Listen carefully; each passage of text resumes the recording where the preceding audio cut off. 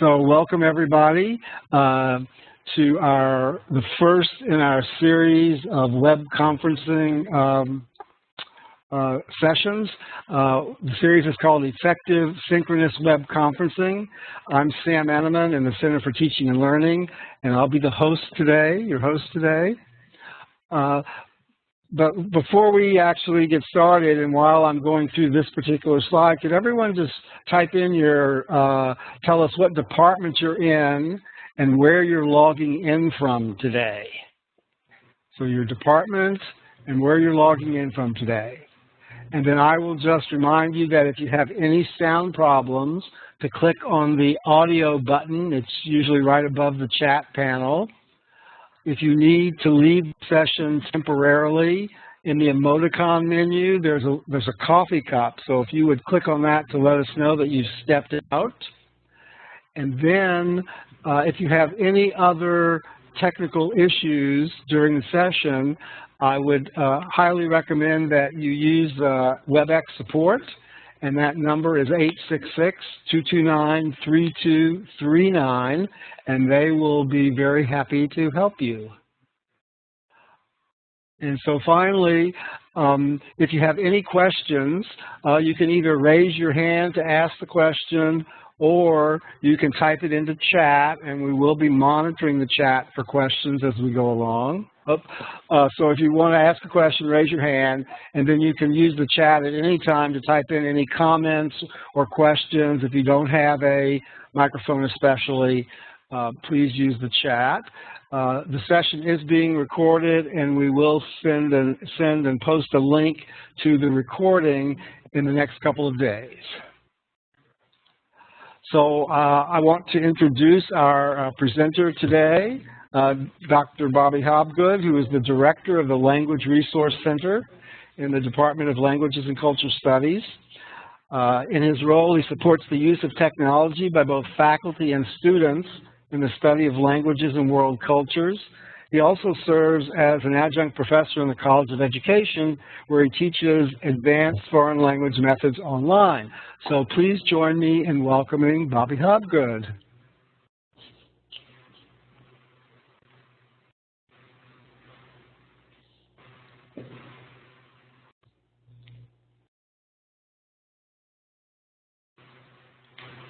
Bobby, it's all yours.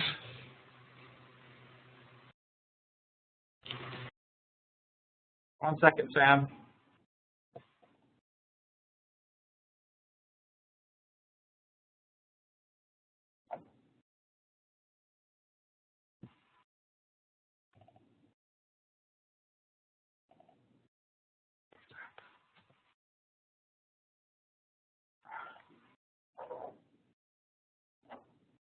We switched over. Something happened on my end, Sam, so my apologies here. No problem. We're good, and we're back recording. Okay, great. So if I have controls now as the presenter, I'm going to switch over to my slide deck. Oh, wait a second. Let me give that back to you. Excellent. Okay. Are you okay now? Yes, I'm okay now. So sorry about that. Even for those of us who use technology quite a bit, we oftentimes have some issues and problems here. So just make sure that you can see me here to start with.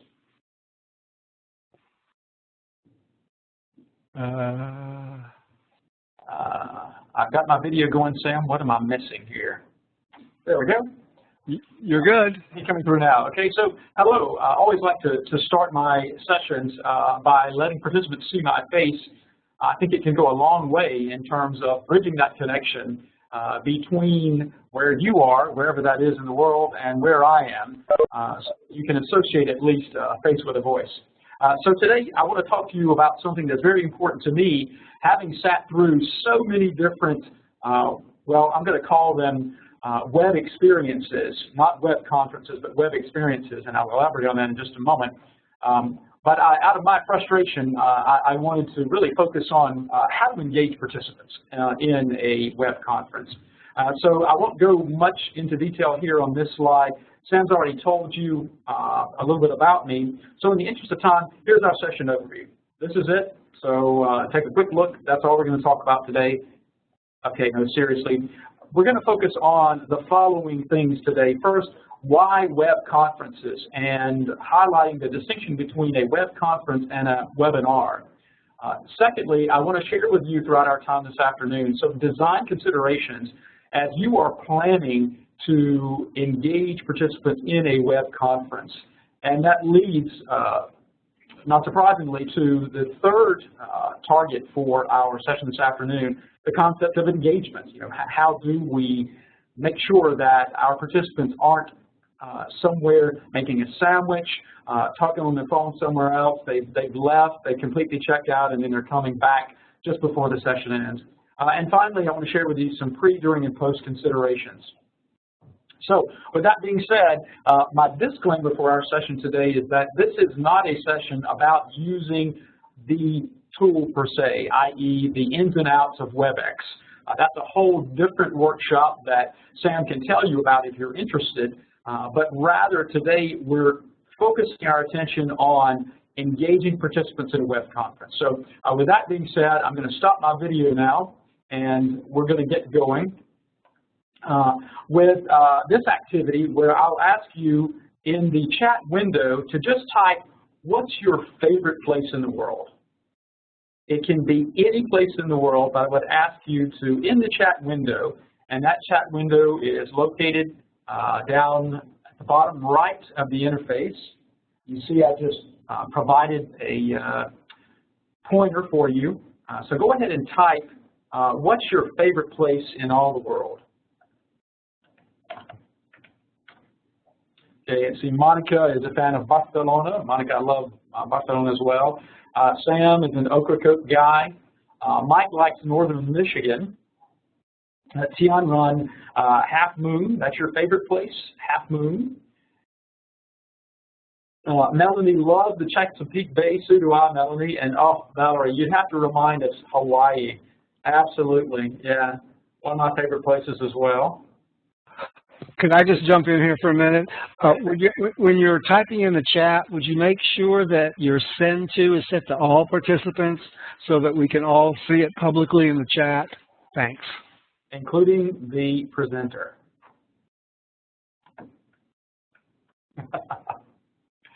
Okay, anybody else? All right, so this is one technique to get things going right away, and I'd ask you to think about throughout your sessions ways in which you can engage participants by asking a question just like this and then having them to type the answer in the chat window. All right. Why do we use web conferences? And there's so many different ways. I won't spend a lot of time on this, but just for the purpose of our time together today, to close boundaries between, as I mentioned earlier, your participants who could be anywhere in the world for that matter. We might use web conferences to supplement our online courses. Maybe we have experiences that are part asynchronous, i.e. learning a management system, using a learning management system, as well as synchronous. And synchronous could be face-to-face, or it could be using a web conference tool like this. Another way that we might use a web conference is the ability to share as I'm doing today, but as you noticed, Sam is also recording this session. So for folks who can't attend, or for those students who need to review some content, it's a great way to differentiate your instruction so that at any point in time they can go back and they can review part of that presentation. I've also used web conferencing in courses to bring guest speakers in.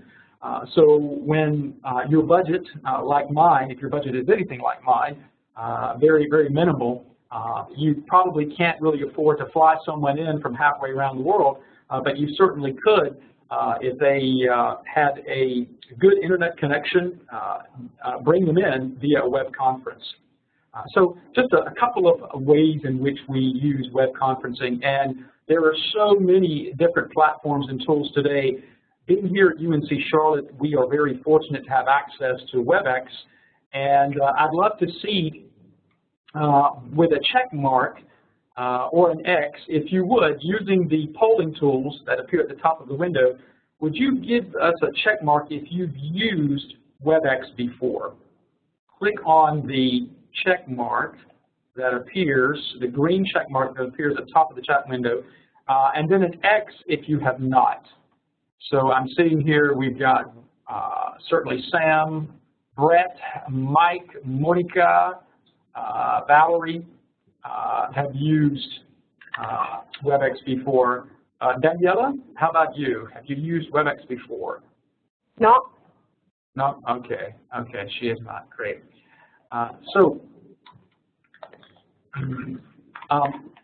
why don't we just jump in here to kind of my philosophy, my thoughts about when do we use a web conference and the distinction between web conferencing and webinars. So a web conference, very simply put, is a synchronous online event whereby the presenter or presenters in some way or different ways engage participants so that they contribute to the event, versus a webinar where participants are basically sitting and listening and observing what's happening. So it's the distinction between a broadcast paradigm, that being a webinar, versus an interactive paradigm, that being a web conference. So I'd like to share with you initially some of my rules that I really believe in terms of web conferencing. The first is if they could take away the same thing by reading a document, then why are you having the session online? I guess it really depends on what you're trying to accomplish, but as a rule for me, if participants can just simply read a document, then it may not be worth your time or theirs to set up a web conference. Secondly, if they're not participating, then it's certainly not a web conference. It's like I said earlier, it's a webinar. And I'd rather not have the session. What I would do instead to make best use of everyone's time is just record some sort of presentation and make it available for participants. The other thing I would share with you, and we'll go into detail a little bit later on, is that material that isn't interesting is not made any more interesting by adding a lot of color or graphics. In fact, the addition of those items on the screen could serve as distractors. They could take away from the primary message. And finally, if we really want to encourage knowledge sharing and empowerment, then we need to find ways to invite our participants, or if we are teaching a course, invite our students to participate in a web conference. So although I didn't mention it earlier on, I am going to stop periodically and see if there are any comments or questions. If you'd like to make an audible comment, if you would, click on the raise hand icon that appears at the left of your icons at the chat window. So I'm going to stop right now, and if there is a question, click on that hand and then I'll recognize you. You can turn on your microphone and ask a question or just make a comment. So any questions or comments at this point?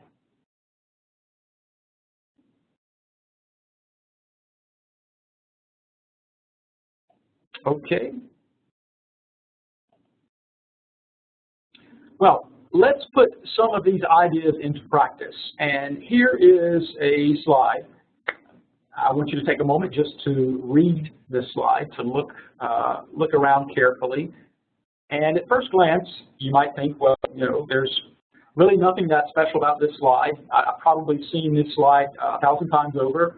A heading at the top, and then a bulleted list of information, and then a graphic that we would hope in some way is related to what we're seeing on the screen. But I want to change the way participants interact with you and go from a graphic like this where you probably sit at your desk and read these bullets to the students, or just go over them and maybe expand upon the bullets.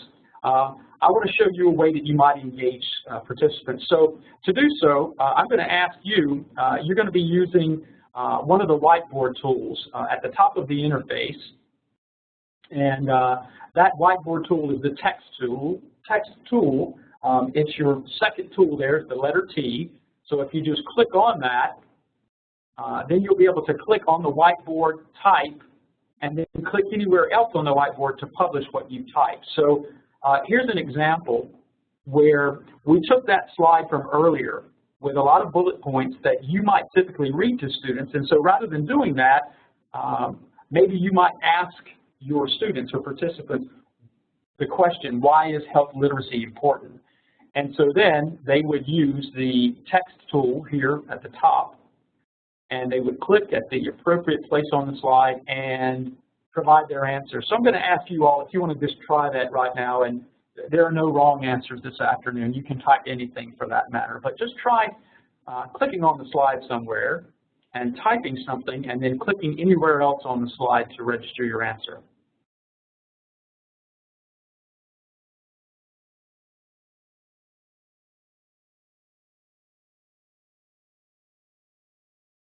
Okay, so someone shared medical forms. Great, to fill out medical forms. Nice.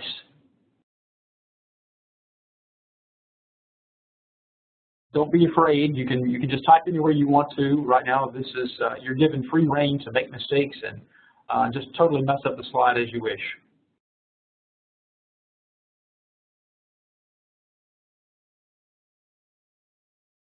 Okay. All right then. So any questions about this, or can we go on? If you're ready to go on, just give me a green check, please.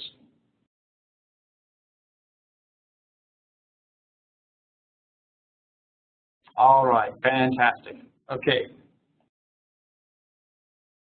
In terms of instructional design and also designing web conferences, in particular slides that we use in web conferences, and in fact, this holds true for face-to-face presentations. Less is more. And I'll elaborate on that by showing you this slide with one of my heroes versus this slide. Let me show you the two slides in comparison again. Here's the first slide, and there's the second slide. You know, the first time I saw that second slide, it was a little overwhelming for me, and I think I probably took a few steps back. There's just so much information here. What do you focus on? And as a presenter, if you are in a conference setting or in a web conference, as we are today, and you create slides that are so busy and so charged like this one, please know that it's just, I think, human tendency, human nature rather, to just let your eyes wander all over the page. So bear in mind, if you're trying to guide participants down a certain learning pathway or trajectory, this might not help you. Another technique that I believe very strongly in terms of engaging participants is limiting the amount of text on our slides and really focusing on what information is most important. So here's the before slide, and I've counted for you there are 42 words on this slide. So I'm going to ask you to take a moment just to read this slide, if you would, please.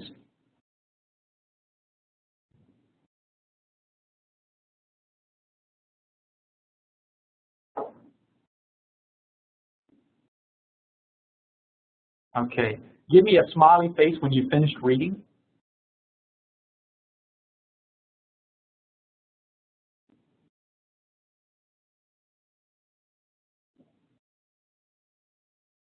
Okay, great. So now, here's a change. We made a big change here to this slide with only 16 words. Now take just a moment to read this slide. Give me a smiley face when you finished.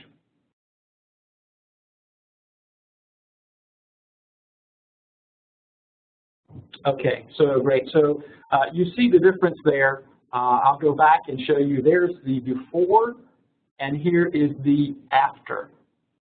Okay. The other thing I want to remind you of, and this is, there are exceptions here and there, but in general, we don't want our slides to be the presentation. So I'd like for you to remember that the presentation encompasses a number of components, one of those being you. And the slides enhance or extend what you do and say, whether it's in a web conference or in a face-to-face setting. So with that in mind, I much prefer this slide over the previous slide. Okay, I want to pause right here and see if anyone has any questions or comments. If you'd like to use the microphone, feel free to do so by raising your hand. Or conversely, if you'd rather just type your comment or question in the chat box, feel free to do so. So I'll pause for just a minute to give you the opportunity to do that.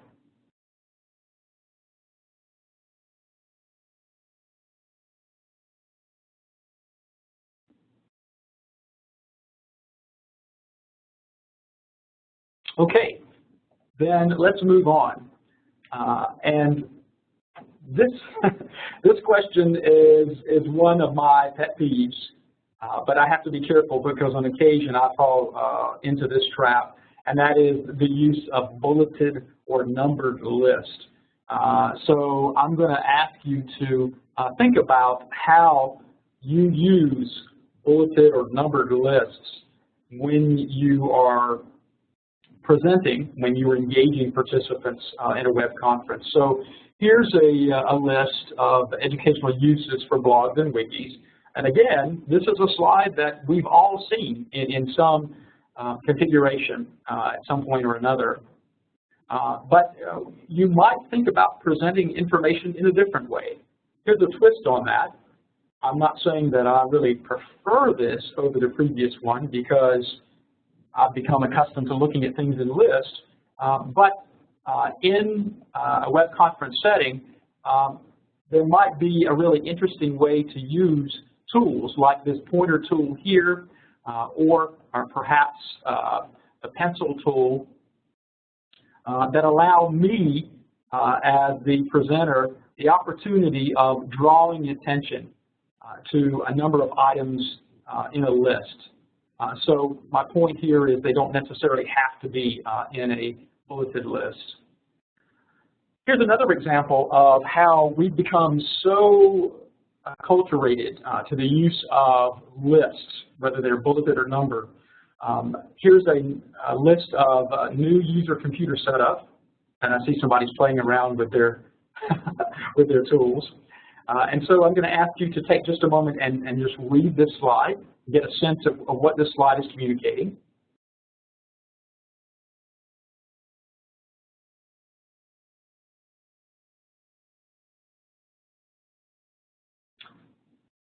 Okay, and by contrast, notice what happens here when we change this from a bulleted list to a numbered list. Okay, so here's the original slide, and then I'm going to clear those annotations. There's the original slide, and there's the new slide. So what makes the current slide more impactful, or maybe a better design than the first slide? Anybody want to type the answer in the chat box? Why is this a better design?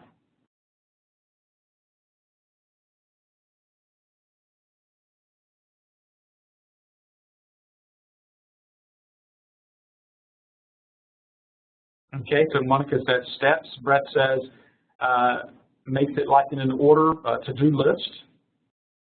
Okay, yeah. Melody said it orients the reader. Okay, very nice, Melody. I like that word, orient. So you're giving some guidance there. And Tianron notices that, well, frankly, this is a sequence, and so it really makes sense to use a numbered list because one step has to occur in the sequence before the next.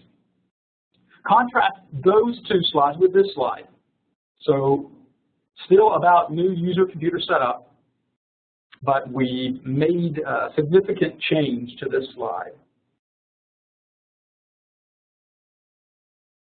Now, I want to ask, does anyone have a preference for this slide, new user computer setup, where we have a numbered list, versus this slide, where we have the use of graphics here?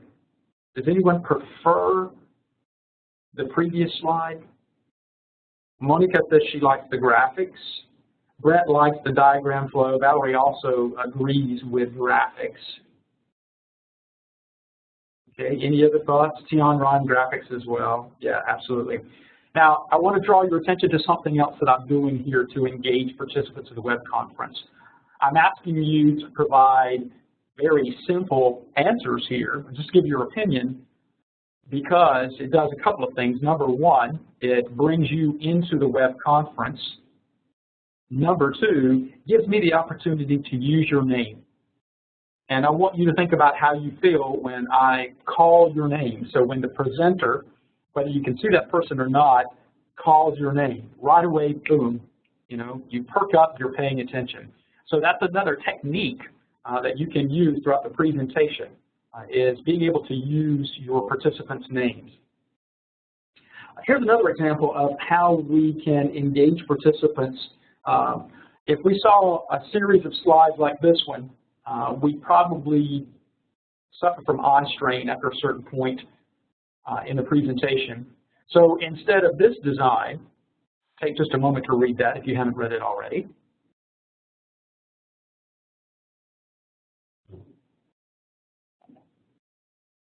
How about this design?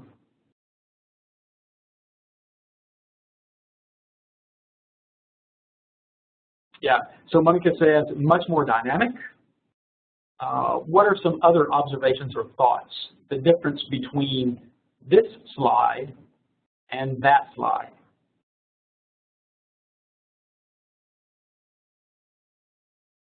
Any other thoughts or observations?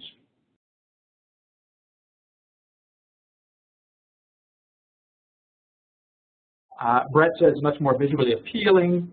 Daniela says there's more impact, and Tianron says the presenter would need to explain. Absolutely, okay? So that's something to keep in mind, is that I do agree that I think there's more impact here. It is much more visually appealing, but I think that coupled with the presenter's presentation, this has greater staying power. I think personally as a learner, I would remember the information communicated via this particular slide than I would via this slide. Okay? All right. So with our web conference this afternoon, I actually hope that already, and we're not over yet, but just as a kind of a moment to step outside here, I've already created some engagement at least every 10 or 15 minutes, actually much more, much sooner than 10 or 15 minutes. And so here are just a number of ways that we might create engagement in a web conference. One of them being a break. If you're going to have a web conference that lasts more than an hour, you may want to have a break somewhere. I participated in a number of global conferences where they did put in 15-minute breaks. And when I say global conferences, these were conferences that sessions were going on all throughout the day with folks attending from all around the world. And so they would build in these breaks. We create engagement also through chatting. So as you experienced this afternoon, asking periodically participants to respond to something by chatting. Through question and answer, and maybe that uses chatting, maybe that uses the microphone where you're invited to ask questions in the microphone, by talking, by using the whiteboard or whiteboarding, as we've done already. Maybe in the case I'm thinking of my methods course right now, I might present a very short case study to my students on a slide and ask them to read that. And then maybe we engage in some other activities, maybe a discussion of that case study. Thinking, asking you to think about something before you respond, polling, which we'll experience in just a moment, and maybe even testing. All right, so I would, again, encourage you to think about how can you create engagement at least every 10 to 15 minutes in a web conference. Now I want to pause again and see if there are any questions or comments. If you'd like to use the microphone, just click on the raised hand icon. I will recognize you and you can open your mic, or otherwise you can type a question or comment in the chat window.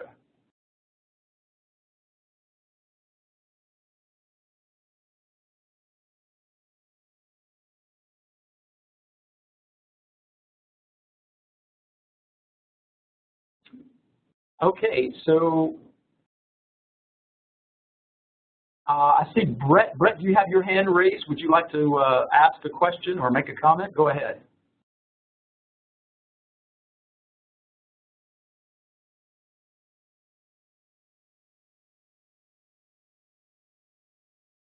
Nope. Okay, we're going to move on then. So one of my messages to you, and maybe my mantra when it comes to web conferencing, is to stop broadcasting and start inviting.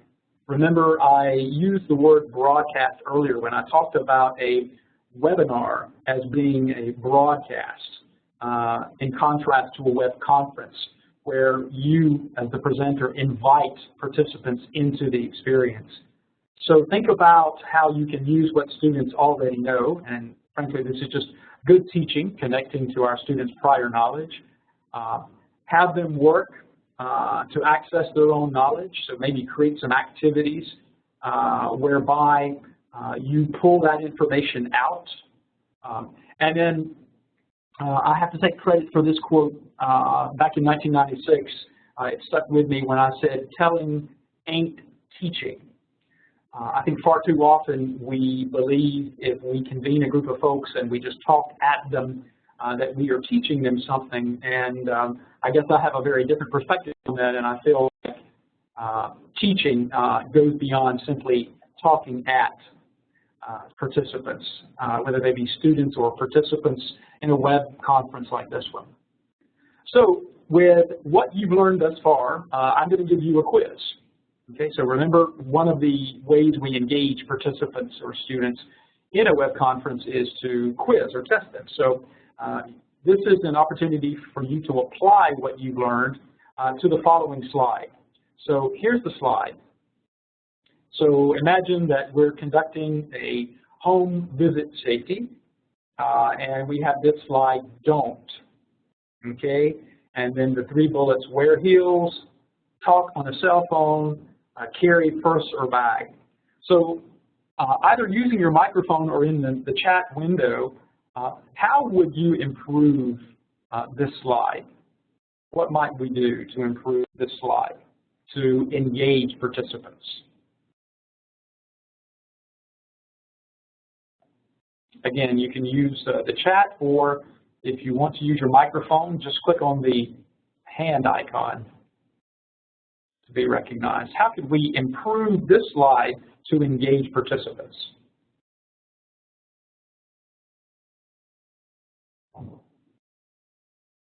Okay, so Valerie says, put visual X's over the heels, the cell phone, and the purse, right? So asking students, Valerie, I'm kind of teasing out of your comment here. Maybe you ask students to indicate those problematic areas. Daniela says, put some numbers in for the sequence, right? Okay. Tianran says, put a cross mark on the corresponding part of the pic. Yep, absolutely. Similar to what Valerie said here earlier. And then Monica says, maybe ask the participants to add some don'ts instead of giving them the answers. So Monica, to elaborate on what you're saying, rather than providing the information here on the screen, ask participants to make that information available. Melanie says maybe you could change it to a positive do message, so what would you do? And then Monica adds again, maybe you could conduct a brainstorm. So fantastic ideas. So here's an example, and this is coming from your good ideas. rather than getting the information, asking the questions. What could this woman do to make herself safer?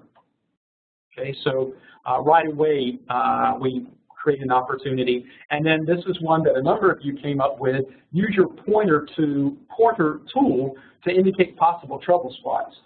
So I'm going to ask you all to try that out right now. The pointer tool is that very first icon at the top left in the toolbar.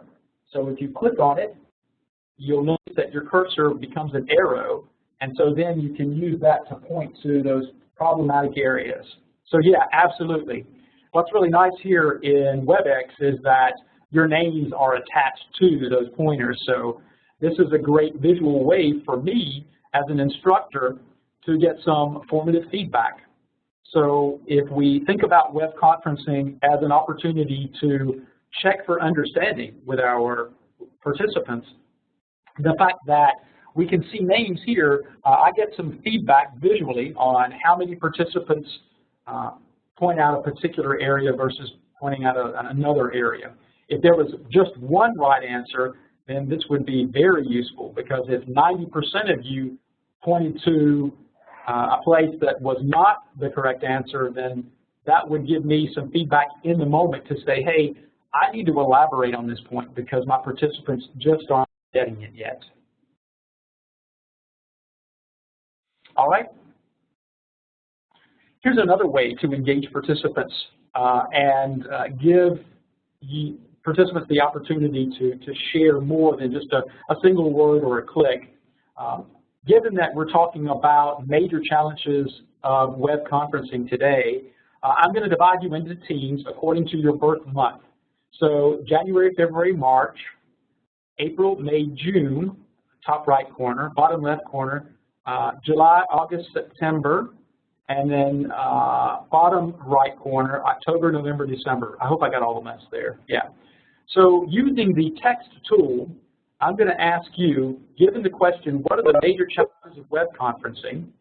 I'm going to ask you in the appropriate quadrant to just type your thoughts about those challenges with respect to the topic in your quadrant. So if you're born, for example, in January, February, or March, you would use the text tool to type your answer in that box right there. If you're born in April, May, or June, in the directions box. So what are challenges related to directions? If you're in July, August, and September down here, and then after class, October, November, December. So let's take just a moment to register our ideas here.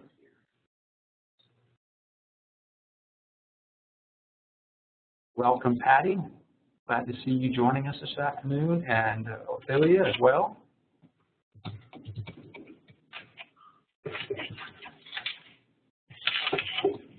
No worries, Patty.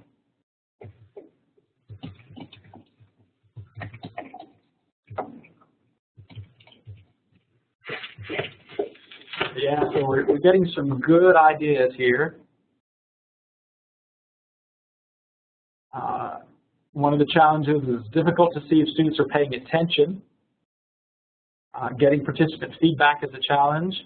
Getting participants to come back for more web conferences is a challenge. Getting them to talk without background noise under registration, absolutely. Yeah, that is a challenge for sure.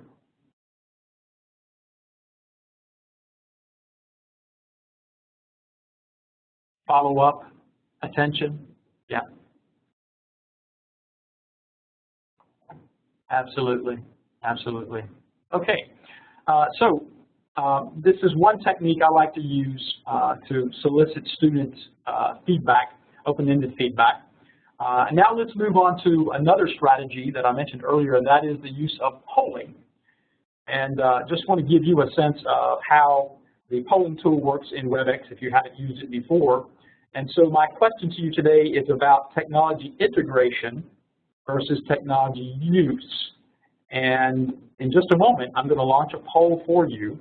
But the question related to these three images is, which of these most likely illustrates technology use? So in example A, some students are developing a video to demonstrate their knowledge of a particular topic.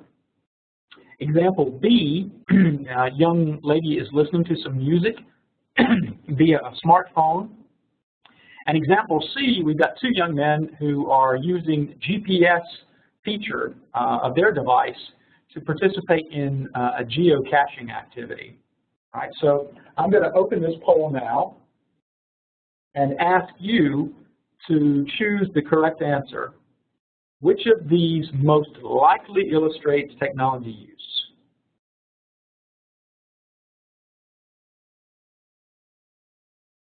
If you would, in the bottom right corner, select what you think is the correct answer.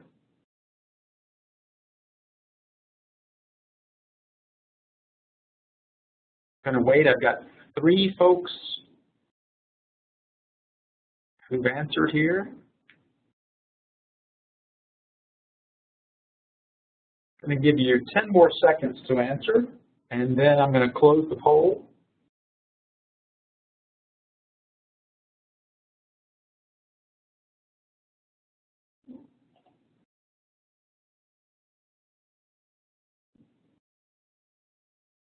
Okay, so I'm clicking on Close Poll. And Sam, just an FYI, in clicking on Close Poll, I'm getting this whirring circle here. Okay, there we go. All right.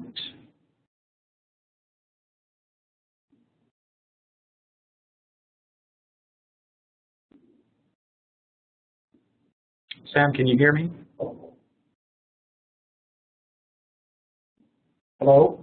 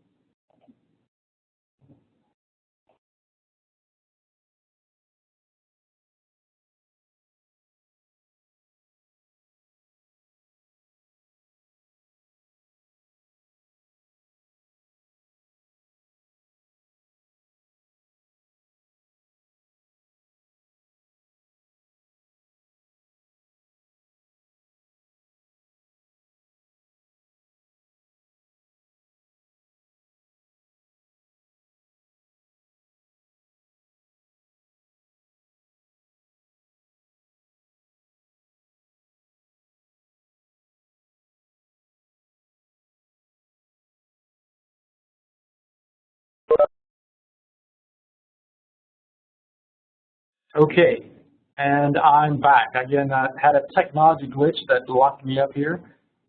So, folks, would you just confirm that you can hear me by giving me a smiley face?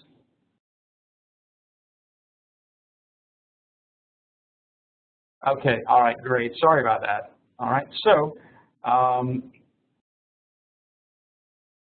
I don't know if the results of that poll published for you because of the technology glitch, and I would rather not risk that. I'm not sure what's going on with my machine today. So in the interest of time, I won't go on with that, but just to make the point, polling is another way that we engage participants in the web conference. Okay? So Sam, if you can return my rights here as presenter.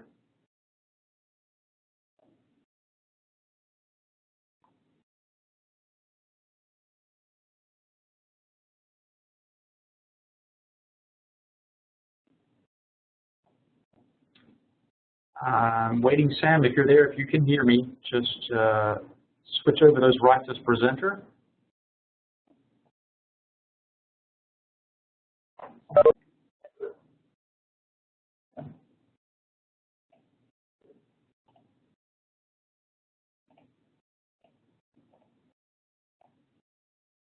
Okay, folks, bear with us just one moment here.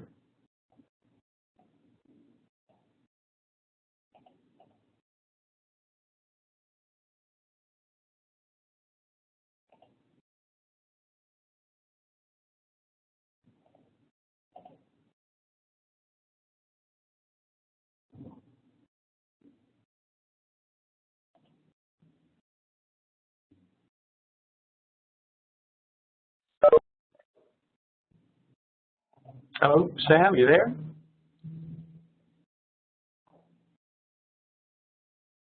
Yeah, Brett, can you make me a presenter? Yeah, it does look like you've got the rights there.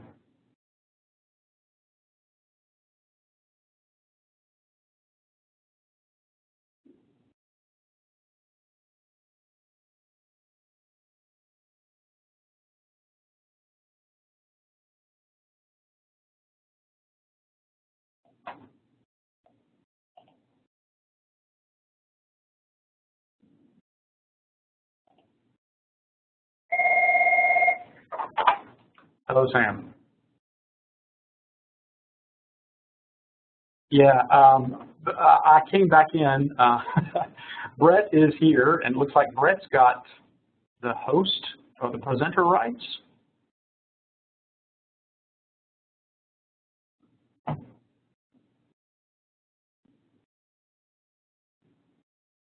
Right.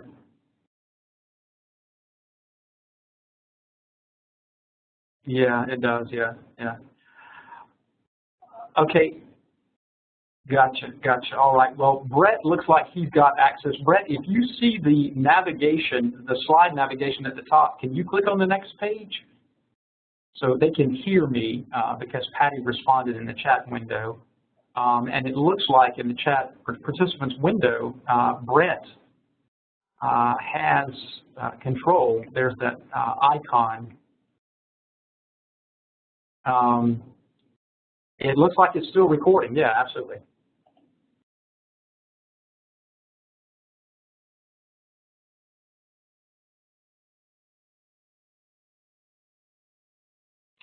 Folks, sorry about this crazy glitch. Okay. Okay, all right, thanks.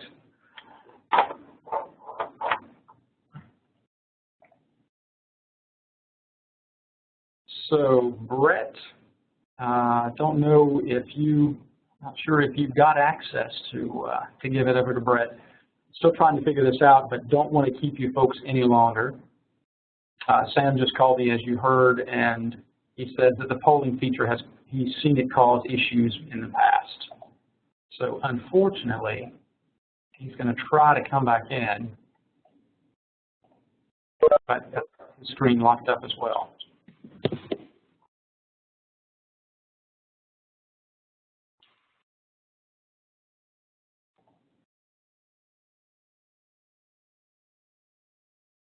Bobby, try it now. I believe you should have control. Great. Yep. I've got control now. Yeah. And thanks, folks, for hanging on, those of you who are still there. Here's another technique for engaging participants in a web conference. Again, asking you to use the text tool in your whiteboard tools, and as a class, brainstorming. Somebody had mentioned earlier brainstorm, but brainstorming good book reports. What are the do's and the don'ts of good book reports? So just to practice here, maybe use that text tool and try typing an answer here. What are the do's of good book reports? What should you do in a good book report, and what should you not do in a good book report?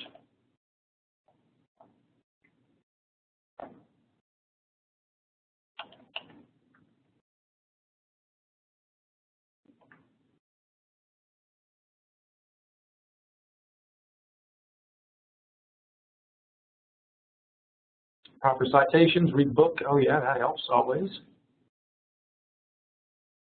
Any other thoughts there? Yeah, okay. We don't have to spend a lot of time on this, but you get the gist of how this works.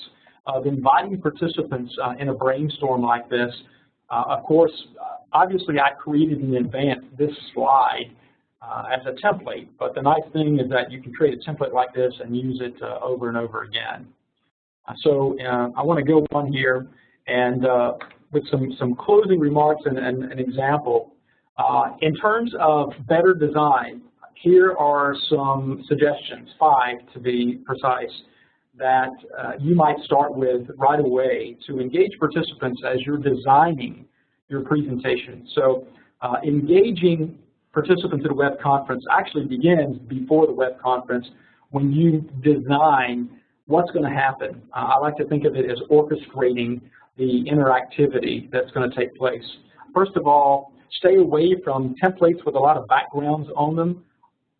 Sadly, or maybe realistically, they do nothing but constrict your design and maybe create a lot of background noise.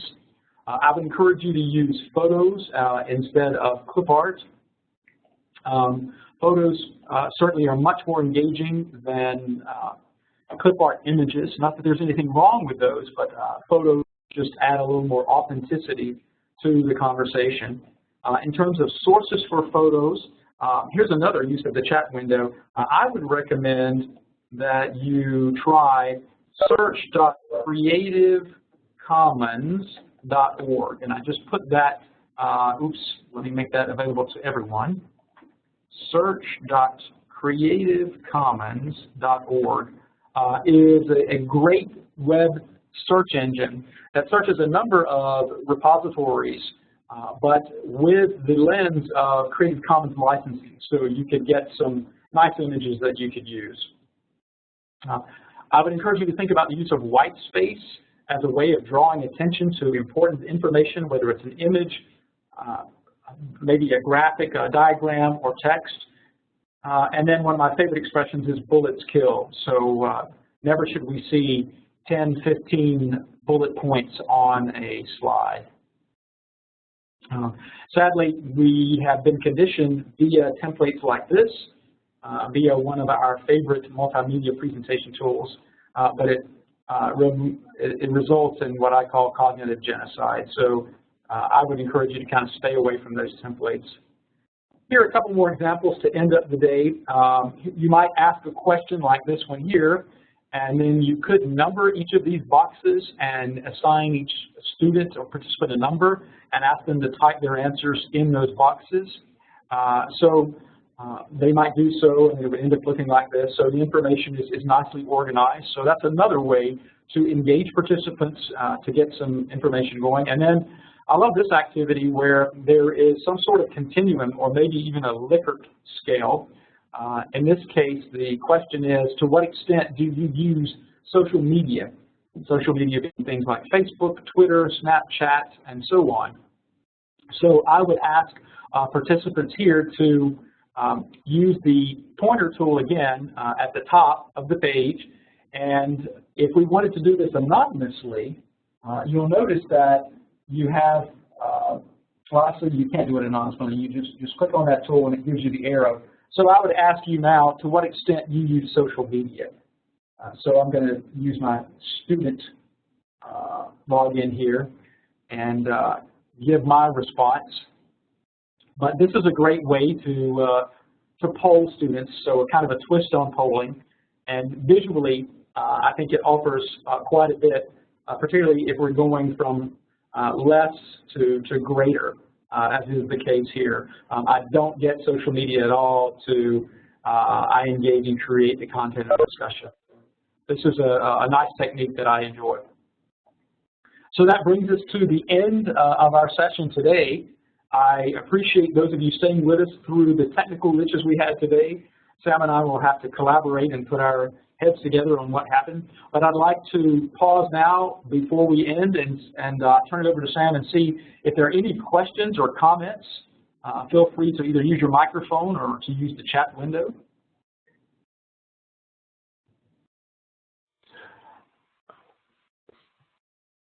So Bobby, do you want to give a preview of the rest of your sessions?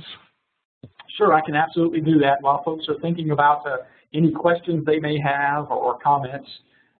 So coming soon, and by soon I mean next semester, on the 18th of January, I'm going to do a session called the Web Presenters Toolkit, which looks at a number of tools that would help you be an effective web presenter. So it's kind of the next step beyond today's session. Although anyone can attend that, they don't have to have participated in today's session. And then on April the 12th, a session called Presentation Materials That Pop, that really look at a little more on the design side, more so than today, versus the engagement side, but how to create presentation materials that really do capture the attention of your students. So both of those are same time as this one, 2 o'clock in the afternoon, And if memory serves, those are Wednesdays as well, so 2 o'clock on Wednesday. And more information will be forthcoming from the Center for Teaching and Learning about those experiences. So that being said, if there are any questions or comments, I'm happy to entertain those now via chat or otherwise. Thanks, Patty. Appreciate the thought. No worry about being late.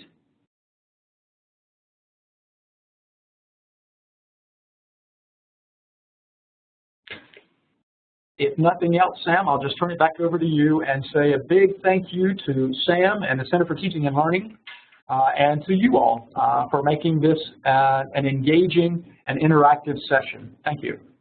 And I would just like to offer each of you a virtual dessert before we wrap up today. So if you'd like to tell us in the chat which dessert you prefer, please do.